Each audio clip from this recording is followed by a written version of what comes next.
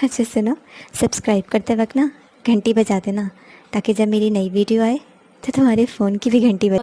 बिस्मिल्लाहिर्रहमानिर्रहीम। अस्सलाम वालेकुम दोस्तों, आज की वीडियो में हम बात करते चलेंगे जंग ओहद के बारे में, जिसका जिक्र सूरह आले इमरान आयत नंबर 121 ता 123 में मौजूद है। जंग बदर में अल्लाह पाक ने मुसलमानों को शानदार फतह अता फरमाई, जिसमें मुसलमानों के हाथों कई सरदार और बाअसर अफराद मर गए, जिनमें अबू जहल सरे फहरिस्त था।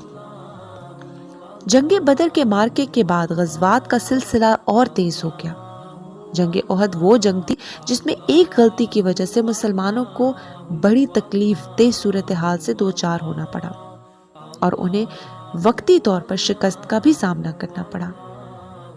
तारीख़ इस्लाम में गज़वात से मुराद वो जंगें हैं जिनमें खुद नबी करीम सल्लल्लाहु अलैहि वसल्लम ने शिरकत भी की और जंग भी लड़ी। ग़ज़वा बदर समेत दीगर ग़ज़वात में मुसलमानों को बहुत कामयाबी मिली। कुफ़ार मक्का ये बात तस्लीम करने पर मजबूर हो गए कि मुसलमान अब उनके मुकाबले में किसी से कम नहीं रहे। ग़ज़वा बदर की शिकस्त ने मुशरिकीन मक्का की शान और शौकत को खाक में मिला दिया था। अबू जहल की हलाकत के बाद अब कुरैश मक्का का सरदार अबू सुफियान था। अबू सुफियान, उसकी बीवी हिंदा और एक यहूदी काबिल अशरफ कुफार के दिलों में आग भड़काने में पेश थे। अबू सुफियान ने इसके पेश नज़र जंग ओहद में कुछ अरसा कबल मदीना के करीब एक यहूदी कबीले के सरदार के यहाँ कुछ दिनों के लिए रिहाइश इख्तियार की थी, ताकि मदीना की सूरत हाल का मुकम्मल जायजा लिया जा सके। अबू सुफियान की क़यादत में मक्का में बैतुल्लाह शरीफ में एक इजलास हुआ, जिसमें एक फैसला किया गया कि एक जंग की तैयारी की जाए। जंग की भरपूर तैयारी की गई। इस मकसद के लिए बेशुमार मालो दौलत इकट्ठा किया गया। 3000 से ज्यादा सिपाही तैयार किए गए, जिनमें 700 जरा पोश तैयार किए गए और साथ साथ 200 घोड़े और 300 ऊंट। हिंदा ने यह इरादा भी कर लिया था कि वो हजरत मोहम्मद सल्लल्लाहु अलैहि वसल्लम के चचा हजरत हमजा रजी अल्लाह ताला अन्हु का कलेजा चबाएगी। इस मकसद को पूरा करने के लिए हिंदा ने अपने गुलाम को तैयार किया। बिल आखिर 625 ईस्वी को कुफार मक्का का ये लश्कर जंग के लिए मक्का से रवाना हो गया। दूसरी तरफ मुसलमान भी जानते थे कि मुशरिकीन अपने तो सरदारों का बदला जरूर लेंगे, लिहाजा उन्होंने अपनी हर मुमकिन कोशिश जारी रखी कि वो मुशरिकीन की सरगर्मियों से बाखबर रह सकें। शव्वाल 3 हिजरी में आप सल्लल्लाहु अलैहि वसल्लम के चचा हजरत अब्बास रज़ी अल्लाह ताला अन्हु, जो मक्का में रिहाइश पजीर थे, उनकी तरफ से इत्तलाह मिली कि कुफार का 3000 का लश्कर मदीना की तरफ बढ़ रहा है। ये सुनकर आप सल्लल्लाहु अलैहि वसल्लम ने अंसार मुहाजिरीन से मशवरा किया और अक्सर ने कहा कि शहर के अंदर ही रहकर मुकाबला किया जाए। कुछ असहाबा ने मशवरा दिया कि शहर से बाहर निकलकर मुकाबला किया जाए। बाहमी मुशावरत के बाद यह फैसला हुआ कि शहर से बाहर निकलकर मुकाबला करेंगे और जुम्मे की नमाज के बाद आप सल्लल्लाहु अलैहि वसल्लम ने सहाबा को इस्तिकामत रखने की तलकीन की। उसके बाद मुसलमान 1000 के लश्कर के बाद मदीना से रवाना हो गए।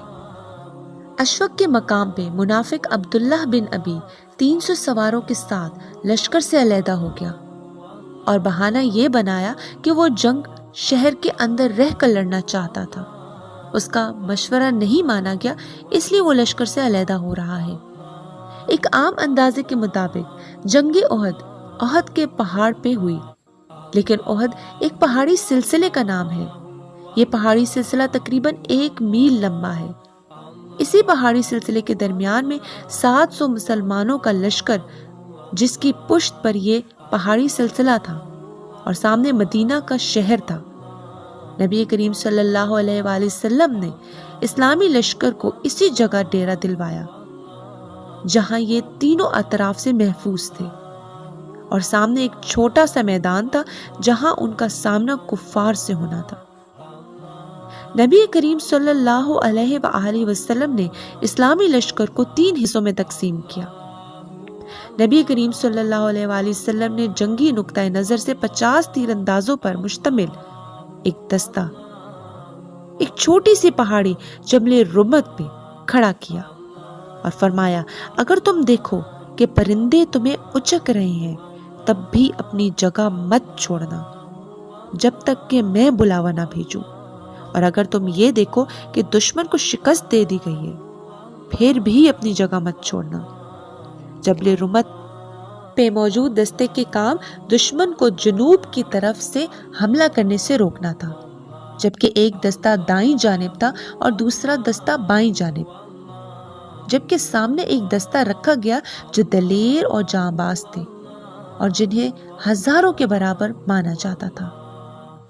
یہ تھی ان کی ترتیب اور حکمت عملی۔ دوسری جانب مشرکین نے بھی اپنے لشکر کی گروہ بندی کر رکھی تھی۔ ان کا سردار ابو سفیان تھا جس نے اپنا لشکر عین بیچو بیچ بنا رکھا تھا۔ جنگ کا آغاز مشرکین کے علم بردار طلحہ بن ابی طلحہ نے کی۔ اس نے مسلمانوں کو للکارا۔ اس کی للکار پر سیدنا زبیر رضی اللہ تعالیٰ عنہ مسلمانوں کے لشکر سے نکل کر مقابلے کے لیے آئے۔ زبیر رضی اللہ تعالیٰ عنہ نے آگے بڑھ کر ایک زوردار وار کیا اور اس پہلے ہی وار میں ان کو جہنم وصیل کر دی۔ طلحہ کے گرتے ہی اس کا جھنڈا اس کے بھائی عثمان نے اٹھا لیا اور پھر اس نے مسلمانوں کو للکارا۔ سیدنا حمزہ رضی اللہ تعالیٰ عنہ آگے بڑھے اور عثمان کو بھی جہنم وصول کر دی۔ اس کے بعد قریش کے علم بردار ایک کے بعد ایک مسلمانوں کے ہاتھوں مرتے رہے۔ اس کے بعد عام لڑائی شروع ہو گئی۔ دونوں لشکر ایک دوسرے پر ٹوٹ پڑے۔ اس گھمسان کی لڑائی میں مسلمانوں کا پلڑا بھاری رہا، جبکہ مشرکین شکست کو عنقریب پا کر بھاگنا شروع ہو گئے۔ مسلمان فتح کے بے حد قریب تھے کہ جبل رمت پہ موجود دستے سے وہ غلطی ہو گئی جس نے جنگ کا پاسا ہی پلٹ دیا۔ ہوا کچھ یوں کہ جبل رمت والے دستے نے ہدایت کے برعکس یہ دیکھا کہ جب مسلمان مشرکین پر غالب آ گئے ہیں تو وہ امیر دستہ عبداللہ بن جبیر کے منع کرنے کے باوجود پہاڑی سے اتر گئے اور صرف 10 تیر اندازوں نے عبداللہ بن جبیر رضی اللہ تعالیٰ عنہ کی بات مانی اور پہاڑی پر موجود رہے۔ مشرکین کے ایک لشکر نے جب یہ دیکھا کہ مسلمانوں کے تیر انداز پہاڑی سے اتر گئے ہیں تو وہ پہاڑی کے چکر کاٹتے ہوئے ترہ تک پہنچ گئے۔